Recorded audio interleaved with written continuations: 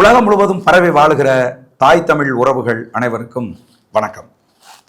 கிட்டத்தட்ட அந்த காலத்துல மன்னர்கள் எப்படி வாழ்ந்தாங்க அப்படின்னு கேட்டீங்கன்னா, மன்னர்கள் மக்களை சந்திக்க செல்ல மாட்டார்கள். மக்களுக்கு ஏதேனும் பிரச்சனை என்று சொன்னால் மன்னரிடம் முறையிடுவார்கள். மன்னர் ஒரு மக்களை சந்திப்பதற்கான ஒரு தர்பார் மண்டபம் வைத்திருப்பார். அங்கு தங்களுடைய ஆள் படை சேனைகள் எல்லாம் அங்கு திரண்டு இருக்கும். மக்கள் அந்த மண்டபத்துக்கு மக்கள் வர வேண்டும். அங்கே மன்னர் உட்கார்ந்திருப்பார். மக்கள் தங்களுடைய குறைகளை சொல்லுவார்கள். உடனே மன்னர் அதற்கான தீர்வை சொல்லுவார். அப்படி அவர் தீர்வு சொல்லுவதற்கு மந்திரிகள் இவங்கெல்லாம் உடன் இருந்து அவருக்கு ஆலோசனை குறித்து, இது அந்த காலத்தில் மன்னர்கள் ஆட்சியில் இருந்த ஒரு செயல்பாடு. இப்போ நம்ம தமிழ்நாடு அரசியல்லையும் அப்படி ஒரு மன்னர் உருவாகி இருக்கிறாரு அப்படிங்கிறது ரொம்ப வேதனையான ஒரு செயலா இருக்கு. கரூர் கொடுந்துயர் என்று கேள்விப்பட்ட மக்களை எல்லாம் பெரும் அதிர்ச்சிக்கு உள்ளாக்கிய ஒரு கொடுந்துயரம். தமிழக வெற்றி கழகத்தினுடைய தலைவர் நடிகர் விஜய் ரோட் ஷோ என்கிற ஒரு பவனி நடத்தி நேரடியாகவோ மறைமுகமாகவோ ஒரு 41 பேர் சாவதற்கு அவர் காரணமானார். மக்கள் பாதிக்கப்பட்டு உயிருக்கு போராடி கொண்டிருக்கிற, மக்கள் இறந்து கொண்டிருக்கிற அந்த நேரத்தில் அந்த கூட்டம் அங்கே கூடுவதற்கு காரணமாக இருந்த தம்பி விஜய் அந்த மக்களோடு நிற்காமல் அங்கிருந்து தப்பித்தோம் பிழைத்தோம் என்று அவர் ஓடி அவர் வீட்டுக்குள்ள நுழைஞ்சிட்டார். பனையூர் பங்களாவுக்குள் அவர் நுழைந்து விட்டார். நம்ம அந்த மன்னர் காலத்து ஸ்டைல்லையே பேசுறதுன்னா, பனையூர் அரண்மனைக்குள் அவர் தஞ்சம் புகுந்து விட்டார். அதுக்கப்புறம் அரண்மனையை விட்டு அவர் வெளியிலேயே வரல. அந்த அங்கு பாதிக்கப்பட்ட மக்களோடு அவருடைய மாவட்ட பொறுப்பாளர்கள், மாநில பொறுப்பாளர்கள் உடன் இருந்து அவர்களை உதவி செய்தார்களா, காயம்பட்டவர்களை காப்பாற்றினார்களா என்று கேட்டால் அதுவும் இல்லை. அவர்களும் எல்லோரும் அந்த களத்தில் இருந்து ஓடிவிட்டார்கள். இப்படியாப்பட்ட சூழ்நிலையில பனையூர் அரண்மனையினுடைய கதவுகள் திறந்து மதிப்புக்குரிய தம்பி தமிழக வெற்றி கழகத்தினுடைய தலைவர் வெளியே வந்திருக்கிறார். எதுக்கு வெளில வந்தாரு? மக்களை சந்திக்கிறதுக்கு வெளில வந்தாரா? பாதிக்கப்பட்ட மக்களை நேரடியாக சந்தித்து நான் அவர்களுக்கு ஆறுதல் கூற வேண்டும் என்று கதவை திறந்து வெளியே நேர கரூருக்கு போனாரா அப்படின்னு கேட்டா இல்ல. ஏன்னா மன்னர்கள் போக மாட்டாங்க. மன்னர்கள் என்ன செய்வாங்கன்னா, தங்களுடைய தர்பாருக்கு மக்களை அழைத்து வருவார்கள். அதே மாதிரி ஒரு 33 பாதிக்கப்பட்ட குடும்பங்களை சேர்ந்தவர்களை 5 தனியார் வாகனங்கள், அதாவது ஓமினி பஸ்ஸஸ் வச்சு அவர்களை கரூரில் இருந்து அழைத்து மாமல்லபுரத்தில் ஒரு தனியார் விடுதியில தங்க வைத்து அங்க போய் இவர் அவர்களை சந்திக்கிறார். இந்த மன்னர் மனநிலை இருக்கு பாருங்க, இது எப்படியாப்பட்டதுன்னு நீங்க யோசிச்சு பாருங்க. ஜனநாயகம் கோலோச்சுகிற ஒரு நாட்டில், ஜனநாயக முறைப்படி தேர்தல் நடக்கிற ஒரு நாட்டில், தன்னை யார் ஆள வேண்டும் என்பதை மக்கள் தான் தேர்ந்தெடுப்பார்கள் என்கிற நிலை இருக்கிற ஒரு நாட்டில் இப்படி மன்னர் போல நடந்து கொள்வது எவ்வளவு வேதனையான விஷயம் என்பதை நீங்கள் சிந்திச்சு பார்க்கணும். அந்த சந்திப்புல மகாபலிபுரத்துல ஒரு தனியார் விடுதிக்குள்ள பாதிக்கப்பட்ட குடும்பங்களை எல்லாம் அழைத்து கொண்டாந்து வச்சு அங்க போய் விஜய் அழுதார், விஜய் அவர்கள் காலில் விழுந்தார் என்றெல்லாம் செய்திகள் வெளியில வருது.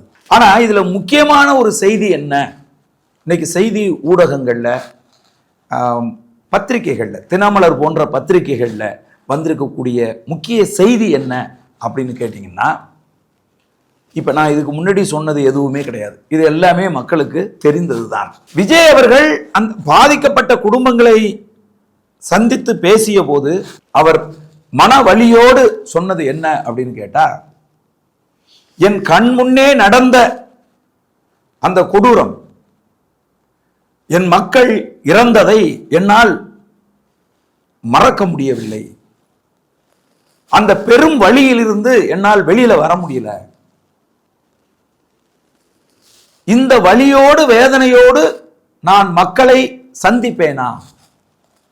என்னால் அதே வலிமையோடு மக்களிடம் வந்து நின்று பேச முடியுமா அப்படிங்கிறதெல்லாம் எனக்கு தெரியல அப்படின்னு தம்பி விஜய் அவர்கள் அவர்களிடம் மனம் விட்டு பேசியிருக்கார். அப்போ அவர் சொல்றாரு, நீங்கள் தான் எனக்கு வந்து விடை சொல்லணும். நான் தமிழக வெற்றி கழகம் என்கிற இந்த கட்சியை மீண்டும் மக்கள் இயக்கமாக மாற்றிவிட வேண்டும் என்று எண்ணுகிறேன். நீங்கள்லாம் என்ன நினைக்கிறீங்க? ஏனென்று சொன்னால், என்னால் இந்த வழியை சுமந்து கொண்டு மக்களிடம் வந்து நிற்க முடியாது, அந்த மனநிலை எனக்கு இல்லை. ஆகவே நான் இதை மக்கள் இயக்கமாகவே மாற்றிவிடலாம் என்று எண்ணுகிறேன் என்று அவர்களிடம் ஆலோசனை கேட்டிருக்கிறார்.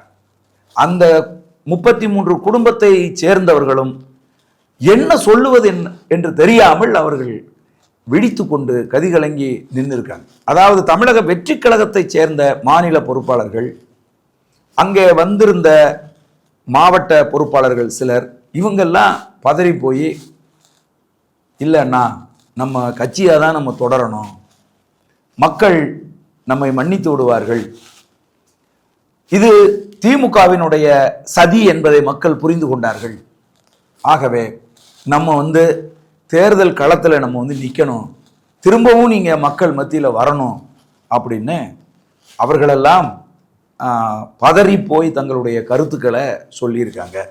அதையெல்லாம் மௌனமாக விஜய் அவர்கள் கேட்டுக்கொண்டு இருந்திருக்கார். நான் முதல்ல சொன்ன மாதிரி, தன்னை ஒரு பெரும் மன்னனாக நினைத்து கொண்டு, ஒரு மன்னர்கள் எப்படி அவர்கள் நினைக்கின்ற போது மக்களை சந்திக்க வேண்டும் என்று தேர் பவனி செல்லுவார்களோ, அதுபோல இந்திய நிலப்பரப்பில் எந்த ஒரு அரசியல்வாதியும் வச்சிருக்காத மாதிரியான ஒரு மிகப்பெரிய வாகனத்தை வடிவமைத்து, அந்த வாகனத்தில் தேர் பவனி வந்து அந்த விஜய் என்கிற அந்த மன்னனை பார்ப்பதற்காக மக்கள், இளைஞர்கள் கூட்டம் வந்து நெருக்கடியில 41 பேர் இறந்து போய்விட்டார்கள் என்பது அது ஒரு திரைப்படத்தின் காட்சி அல்ல, அது நிஜமாக நடந்திருக்கக்கூடிய ஒரு நிகழ்வு. அந்த நிகழ்வுக்கு நான் தான் காரணம், என்னுடைய இந்த மன்னர் போக்குத்தான் காரணம், ஒரு அரசியல்வாதி போல நான் நடந்து கொள்ளவில்லை, ஆகவே நான் தான் அதற்கு பொறுப்பு என்கிற போது அது ஏற்படுத்துகிற அந்த துயரம், அந்த வலி இருக்குல்ல, அது விஜய் அவர்களை தமிழக வெற்றி கழகம் என்கிற கட்சியை தொடர வைக்குமா என்கிற கேள்வி இன்றைக்கு எழுந்து இருக்கிறது. உண்மையாகவே விஜய் போன்ற ஒரு தனிமையை விரும்புகிற, பெரும் கூட்டத்தை பார்த்து அச்சப்படுகிற மனநிலை கொண்ட ஒருவரால் நிச்சயமாக அவ்வளவு எளிதாக இதிலிருந்து எழுந்து வந்துவிட முடியாது. ஆகவே அவர் இதை மக்கள் இயக்கமாகவே நாம் மாற்றிவிடலாம், அப்படியே நாம் கொஞ்ச நாள் பயணித்து இன்னும் மக்கள் மத்தியில் வேலை செய்து பொதுமக்கள் மத்தியில் பயணித்து ஒரு அனுபவத்தை பெற்று பிறகு நாம் அரசியல் கட்சியாக செயல்படுவோமா என்கிற ஆலோசனையில் அவர் இருப்பதாக அறிய முடிகிறது. ஆனாலும் அவர்கள் புதிய நிர்வாக குழுவை அறிவித்திருக்கிறார்கள். காவிரி டெல்டாவில் பாதிக்கப்பட்டிருக்க விவசாயிகளுக்கு ஆறுதல் தெரிவித்து அதற்கு முறையாக நடவடிக்கை எடுக்காத திமுக அரசை கண்டித்து அறிக்கை விட்டிருக்கிறார்கள். உண்மையாகவே தம்பி விஜய் அவர்கள் எழுப்புகிற அந்த கேள்வி மிகவும் முக்கியமான கேள்வி. அரசியல் களத்துக்கு எந்த அனுபவம் இல்லாமல், சுய சிந்தனை இல்லாமல், தன் கூட இருக்கிறவர்களுடைய ஆலோசனைப்படியே அவர்கள் எழுதி கொடுப்பதையே மக்கள் மத்தியில் பேசுகிற ஒருவராக மீண்டும் தனது பயணத்தை அவர் தொடங்கினால் இதே போன்ற பல்வேறு சிக்கல்களில் அவர் சிக்கிக் கொள்வதற்கான வாய்ப்புகள் நிறைய இருக்கு. எழுதி கொடுப்பவர்கள், ஆலோசனை சொல்லுபவர்கள் அரசியல் அனுபவமற்றவர்களாக இருக்கிறார்கள். ஆகவே விஜய் அவர்கள் அந்த 32 குடும்பத்து மக்களிடமும் முன்வைத்த கேள்வி என்பது மிக முக்கியமான கேள்வியாக இருக்கிறது.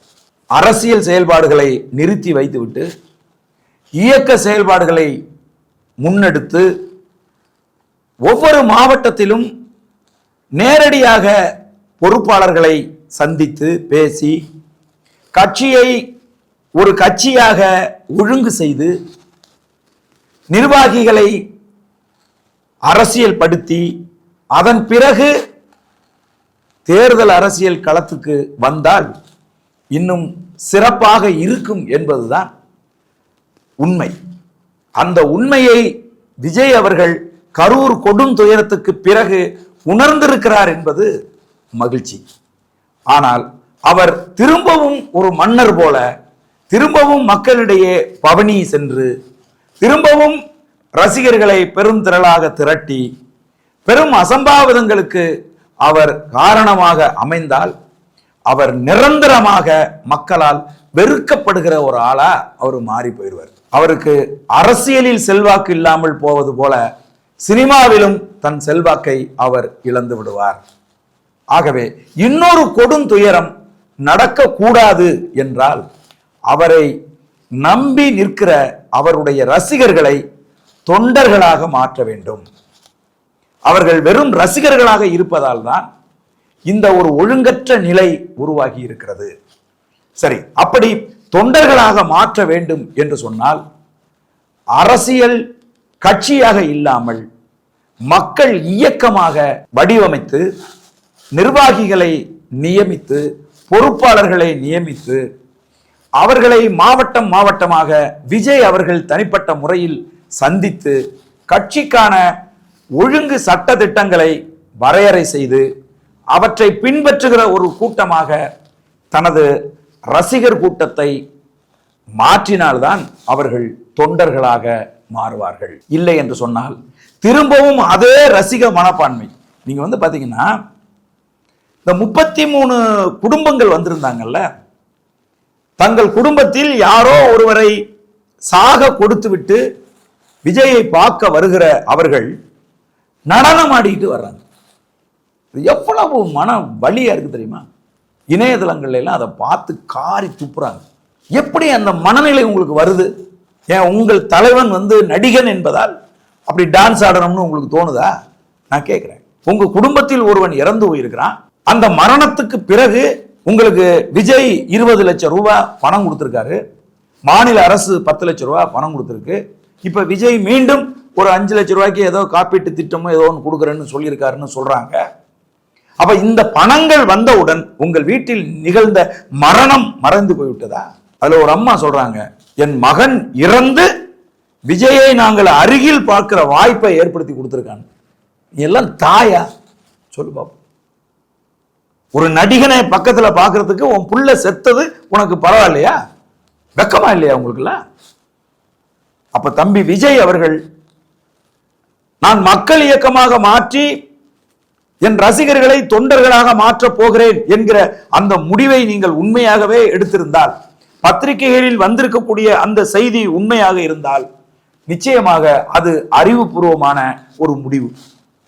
ஏனென்று சொன்னால் இந்த ரசிகர் கூட்டத்தை வைத்துக்கொண்டு நீங்கள் அரசியல் செய்ய முடியாது. அவர்கள் திரும்பவும் நீங்கள் சொல்றதை எதையும் கேட்க மாட்டார்கள்.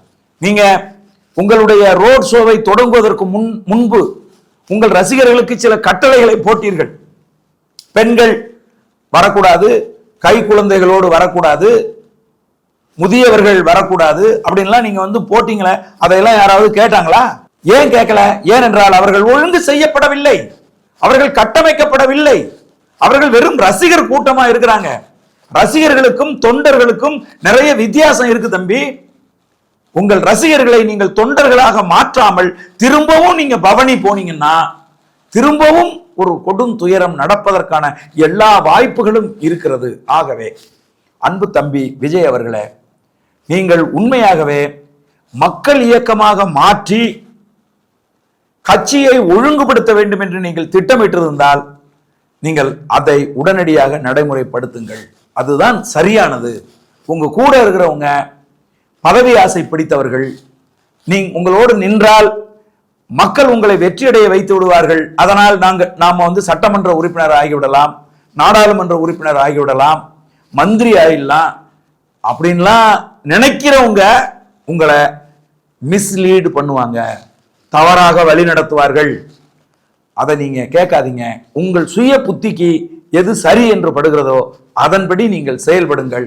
உங்கள் பின்னால் நிற்கக்கூடிய உங்களுடைய ரசிகர்களை அரசியல் படுத்தாமல் தயவு செய்து திரும்பவும் அரசியல் களத்துக்கு வராதீர்கள் என்பது எனது வேண்டுகோள். நன்றி, வணக்கம்.